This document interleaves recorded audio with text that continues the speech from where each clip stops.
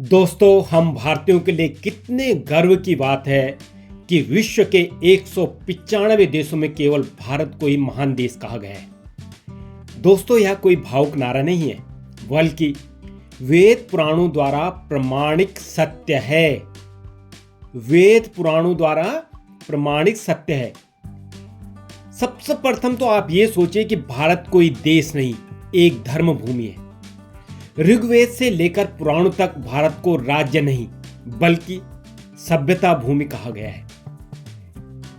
आप विष्णु पुराण पढ़िए, उसमें लिखा है उत्तरम यत समुद्रस्य हिमाद्रश्चैव दक्षिणम वर्षम तद भारतम नाम भारती यत्र संतति।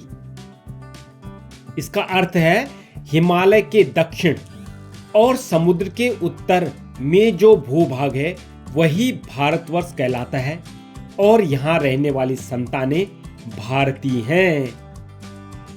यहां पर दोस्तों भारत को पुण्य भूमि और मानव चेतना की भूमि कहा गया है। भारत ही एकमात्र कर्म भूमि बताया गया है। गरुड़ पुराण में लिखा है कर्म भूमि रियम भारतम अन्यत्र भोग भूमयः। इसका मतलब है कि केवल भारत ही कर्म करने की भूमि है, बाकी लोक और देश तो जो है भोग करने की भूमि। अर्थात वो इस सुंदर नहीं है, ऐसे सुंदर नहीं, दिखने में सुंदर, बस जो भाव है वो सुंदर नहीं है। बाकी जितने भी देश हैं वो भोग की भूमि है। कितनी बड़ी बात कही है उन्होंने भारत के लिए कि ये कर्म भूमि है। भारत में जन्म लेकर मनुष्य मोक्ष, ज्ञान और आत्मोन्नति प्राप्त कर सकता है। यही कारण है कि देवता भी भारत में जन्म लेने की कामना करते हैं। कितनी सुंदर बात लिखी हुई है भारतवर्ष के बारे में। अब ये देखिए कि देवताओं को भी भारत में जन्म लेने की इच्छा कैसे, तो पद्म पुराण में लिखा हुआ है, जो हमारे वेद पुराण है, कि आरोग्यम भारताद लभ्यम ज्ञानम भारतता परम मुक्तिर भारतम भूम्या ही न स्वर्गे न च भूतले। आहा, आरोग्य, ज्ञान और मोक्ष तीनों केवल भारत भूमि में सहज उपलब्ध हैं, आसानी से उपलब्ध हैं, न स्वर्ग में न किसी अन्य लोक में। यह कथन भारत को आध्यात्मिक शिखर सिद्ध करता है। आरोग्य, ज्ञान और मोक्ष, जिसके लिए मनुष्य कितने जन्म, 84 लाख जन्म लेता है, अगर भारत भूमि में एक बार जन्म ले लिया और अपने जीवन को सफल बनाने, तो आपको आसानी से मोक्ष भी प्राप्त हो सकता है। ऐसी दिव्य भूमि है भारत भूमि। वसुधैव कुटुंबकम, भारत की वैश्विक दृष्टि, यह वाक्य आज भी भारत की पहचान है। भारत की जो वैश्विक दृष्टि है वो भारत की आज भी पहचान है। और महाउपनिषद में कहा है कि अयम निजा परोवेति गणना लघु चेतसाम उदार चरिता नाम तु वसुधैव कुटुंबकम। यह मेरा है, यह पराया है, यह संकीर्ण सोच है और देशों की। उदार चरित्र वालों के लिए पूरी पृथ्वी एक परिवार है और ये भारत का मानना है, ये भारतीयों का मानना है, हमारे महर्षियों का मानना है और हमारे वेद पुराणों का मानना है। आज विश्व ग्लोबल फैमिली की बात कर रहा है, लेकिन भारत की यह सोच हजारों वर्ष पहले से है। भारत ने कभी भी विजय नहीं, कल्याण चाहे। किसी देश पे हमारा अधिकार हो, ये भारत ने कभी नहीं चाहे। बस यही चाहे कि सबका कल्याण हो।